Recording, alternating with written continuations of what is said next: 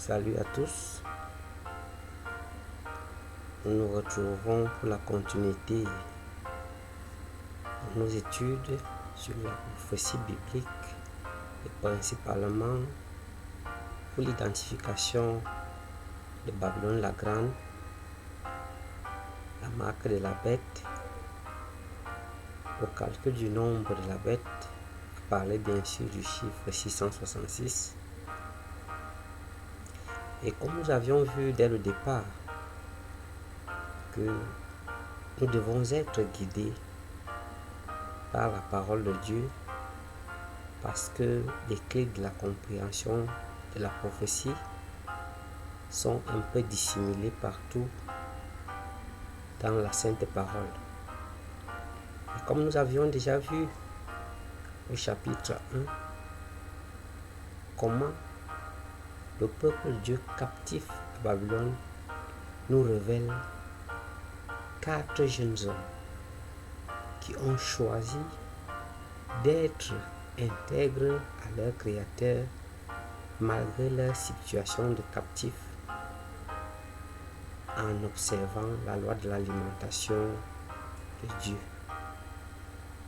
Et au chapitre 2 que nous allons étudier,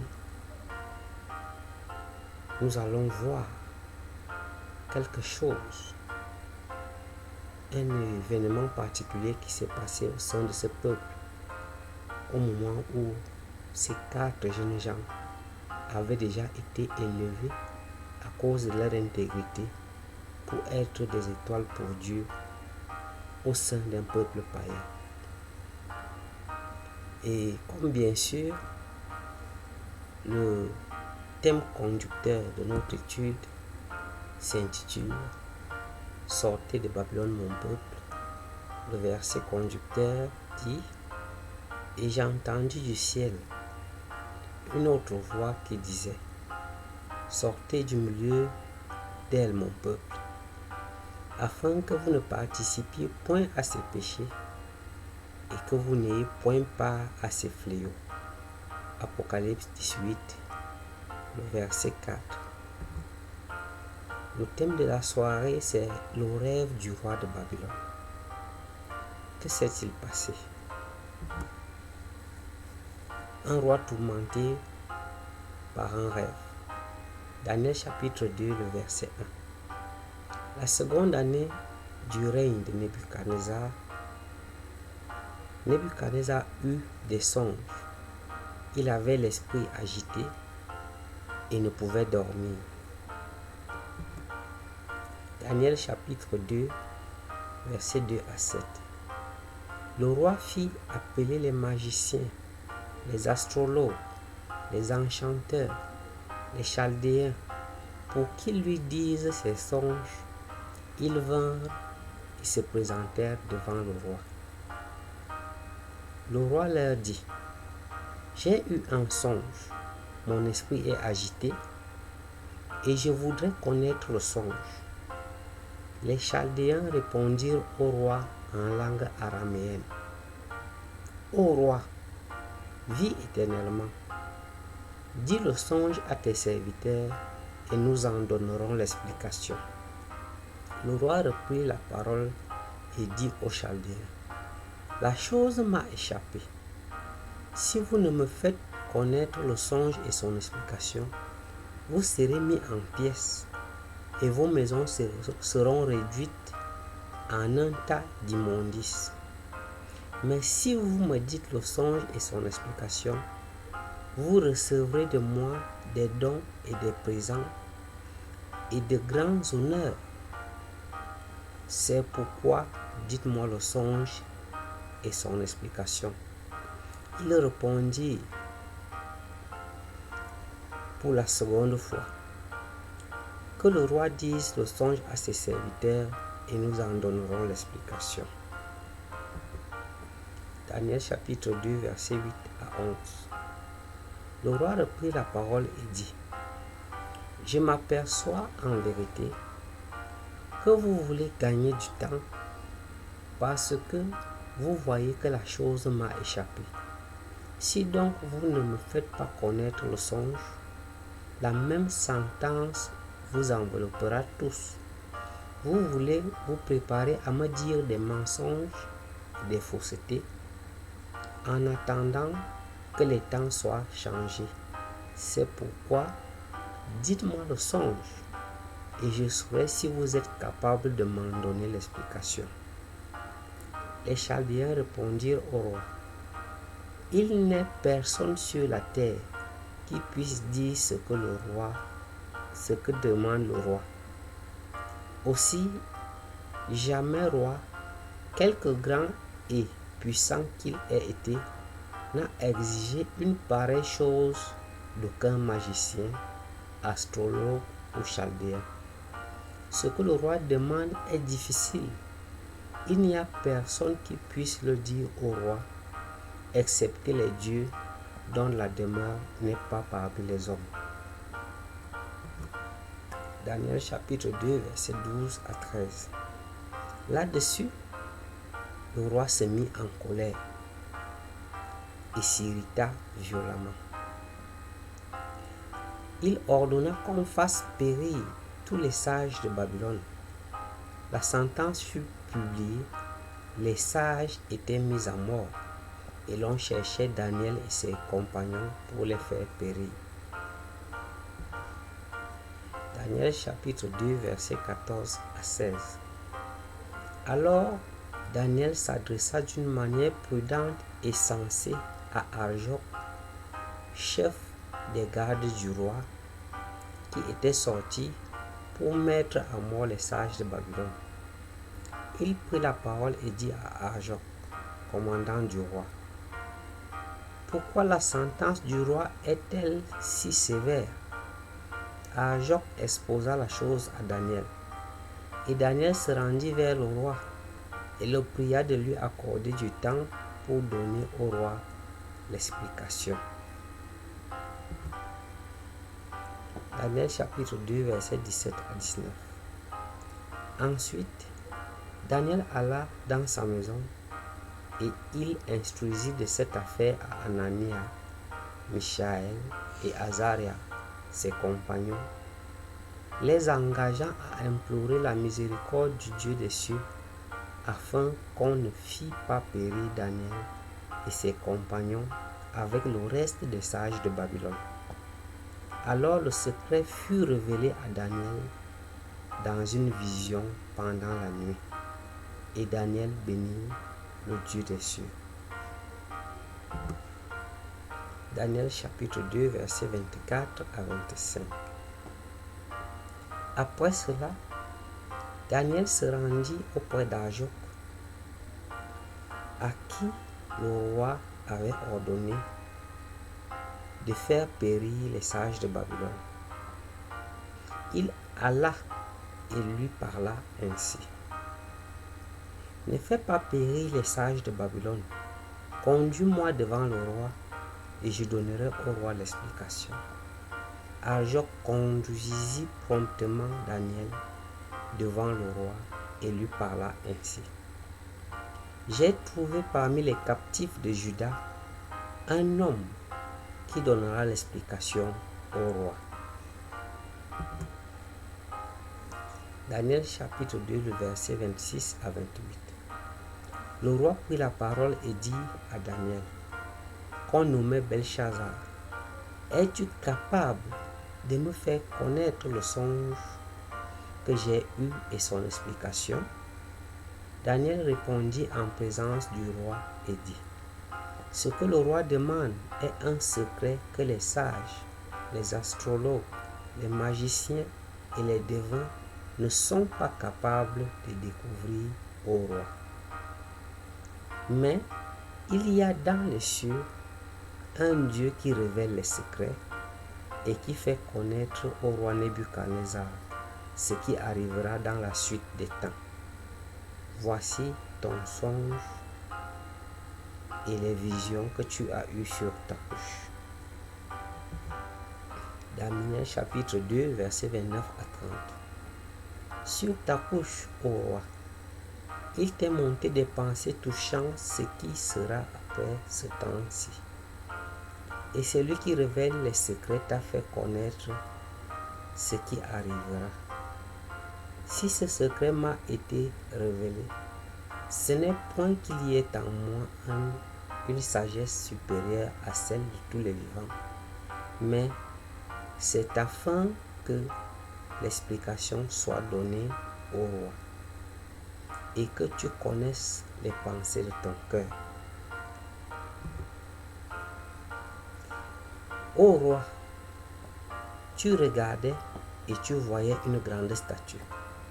Cette statue était immense et d'une splendeur extraordinaire. Elle était debout devant toi et son aspect était terrible. La tête de cette statue était d'or pur, sa poitrine et ses bras étaient d'argent, son ventre et ses cuisses étaient d'airain, ses jambes de fer, ses pieds en partie de fer et en partie d'argile. Daniel chapitre 2, verset 31 à 33. Tu regardais lorsqu'une pierre se détacha sans le secours d'une main, frappa les pieds de fer et d'argile de la statue et les mit en pièces. Alors le fer, l'argile, les reins, l'argent et l'or furent brisés ensemble et devinrent comme la balle qui s'échappe d'un nerf en été. Le vent les emporta et nulle trace n'en fut trouvée. Mais la pierre qui avait frappé la statue devint une grande montagne et remplit toute la terre. Voilà le songe, nous en donnerons l'explication.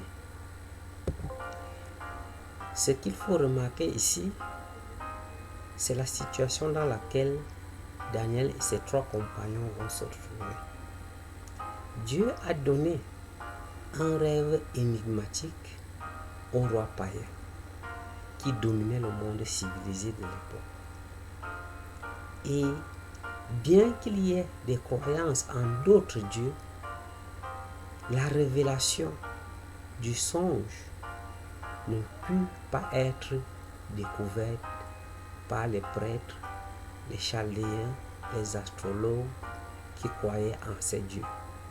Parce que le Dieu qui a donné la révélation est un Dieu au-dessus des petites divinités que les humains se créent. Et deuxièmement, ce qui attire notre attention, c'est que Dieu va révéler ce songe et son explication à ses serviteurs intègres qui avaient déjà manifesté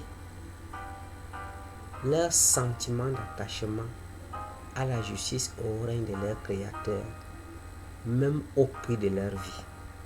Parce que nous avions vu que défier l'alimentation que le roi lui-même mangeait et qu'il avait ordonné que l'on donne aux jeunes captifs qui devaient servir dans sa maison était une preuve du courage de ces 4 jeunes gens de se montrer attachés à leur Dieu librement, même au prix de leur vie. Et ici, Dieu leur accorde encore des privilèges plus grands, de leur donner les secrets les plus révélés, les plus difficiles à comprendre au milieu de toute la sagesse humaine. Et maintenant, voyons quelle est la signification de ce songe. Tu regardais lorsqu'une pierre se détacha, sans le secours d'humain, comme nous venons de voir, jusqu'à briser toute la statue. Et Daniel promet au roi de lui en donner l'explication.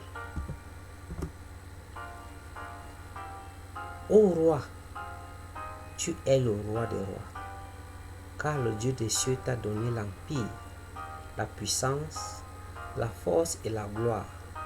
Il a remis entre tes mains, en quelque lieu qu'ils habitent, les enfants des hommes, les bêtes des champs et les oiseaux du ciel, et il t'a fait dominer sur eux tous. C'est toi la tête d'or. La révélation ici nous donne une information principale et première. C'est la tête d'or de la statue qui est représentée ici par Babylone en la personne de Nebuchadnezzar, qui était le souverain de ce premier empire, de cette prophétie. Babylone, par la souveraineté monarchique représentée par Nebuchadnezzar, est la tête d'or. Les autres métaux de la statue. Daniel chapitre 2, versets 39 à 41. Après toi, il s'élèvera un autre royaume, moindre que le tien, puis un troisième, qui sera d'airain et qui dominera sur toute la terre. Il y aura un quatrième royaume fort comme du fer, de même que le fer brise et rompt tout, il brisera et rompra tout, comme le fer qui met tout en pièces. Et comme tu as vu les pieds et les orteils en partie d'argile de potier et en partie de fer, ce royaume sera divisé, mais il y aura en lui quelque chose de la force du fer, parce que tu as vu le fer mêlé à l'argile. La tête d'or symbolisant Babylone, le reste des parties de la statue représente trois autres royaumes qui devaient successivement régner après Babylone. Regardons sur l'image. La tête d'or symbolise Babylone. La poitrine et les bras d'argent, c'est le deuxième royaume. Le ventre et les cuisses d'airain symbolisent le troisième royaume. Les jambes de fer symbolisent le quatrième royaume. Et les pieds en partie d'argile et de fer symbolisent le quatrième royaume divisé en 10. Pourquoi cela? Daniel chapitre 2, versets 42 à 43. Et comme les doigts des pieds étaient en partie de fer et en partie d'argile, ce royaume sera en partie fort et en partie fragile. Tu as vu le fer mêlé à l'argile, parce qu'ils se mêleront par des alliances humaines, mais ils ne seront point unis l'un à l'autre, de même que le fer ne s'allie point à l'argile. Les doigts des pieds, c'est-à-dire les orteils, en partie d'argile et de fer, symbolisent la division du quatrième royaume en 10, aux forces inégales et aux alliances instables. Sur l'image, nous voyons quatrième royaume divisé en 10 selon le nombre des orteils qui nous permet de connaître le nombre de divisions. Division aux forces inégales, ça veut dire que nous aurons des nations fortes et des nations faibles. Division aux alliances instables. Cette partie nous permet de comprendre que lorsque ce quatrième royaume sera divisé, il y aura des nations qui auront plus de puissance que d'autres.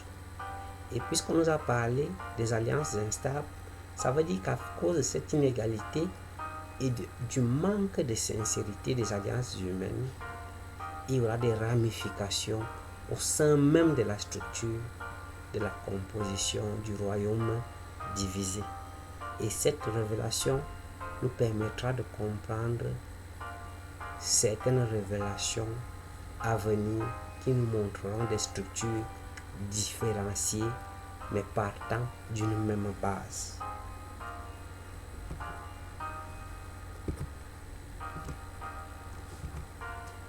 Pour finir, ce que nous devons retenir ici, c'est que la statue révélée à Nebuchadnezzar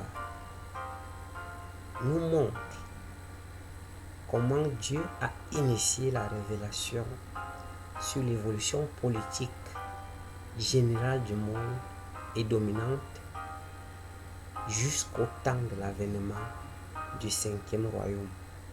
C'est pour ça que nous avions vu ici que la pierre qui s'est détachée dans Daniel chapitre 2, versets 44 à 45, qui dit: dans le temps de ces rois, le Dieu des cieux suscitera un royaume qui ne sera jamais détruit et qui ne passera point sous la domination d'un autre peuple. Il brisera et anéantira tous ces royaumes et lui-même subsistera éternellement. C'est ce qu'indique la pierre que tu as vue se détacher de la montagne sans le secours d'une main et a brisé le fer, les reins, l'argent, l'or. Le grand Dieu a fait connaître au roi ce qui doit arriver après cela. Le songe est véritable et son explication est certaine. Comme je le disais tantôt, la pierre qui s'est détachée sans le secours d'une main et qui a détruit la statue représente le 5e royaume que Dieu lui-même suscitera et qui sera éternel. Pour achever cette partie de l'étude de Daniel chapitre 2, nous devons déjà retenir que dans cette vision, le premier élément identifié de façon formelle, c'est la tête d'or qui était déjà un royaume installé et qui était Babylone représentée par le roi Nebuchadnezzar. Et si nous avons remarqué que, hormis que nous avons vu que les 3 autres parties symbolisaient 3 autres royaumes, mais que Dieu s'est attardé dans cette explication sur des détails touchant la partie divisée du 4e royaume. Le nombre de divisions, l'inconstance des alliances et l'inégalité de force. C'est parce que nous devions garder en tête ces idéologies révélées beaucoup trop longtemps avant notre ère, parce que c'était des détails qui devaient confirmer que Dieu lui-même avait déjà révélé les événements liés à la fin des temps sur le 2e royaume avant qu'il ne se réalise, nous permettant de comprendre que bien que nous voyons la vie être davantage difficile, Dieu était et est toujours au contrôle.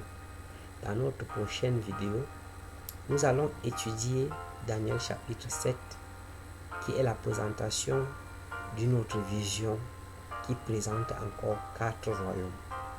Et si nous allons sauter les quelques chapitres qui sont intermédiaires, c'est-à-dire le Daniel chapitre 3, 4 et 5 et 6, c'est pas qu'ils ne sont pas importants, mais que les révélations qui s'y trouvent sont pour l'avancée un peu plus éloignée de l'étude de la prophétie. Alors continuons dans la lecture et de préférence, si vous avez une Bible ou même une application de Bible, vous pouvez déjà lire Daniel chapitre 7 pour que l'assimilation des révélations nous soit encore plus aisée. Si vous avez aimé la vidéo, je vous invite à liker, partager, à vous abonner si vous n'y êtes pas encore, afin que nous puissions répandre ces vérités jusqu'aux confins de la terre.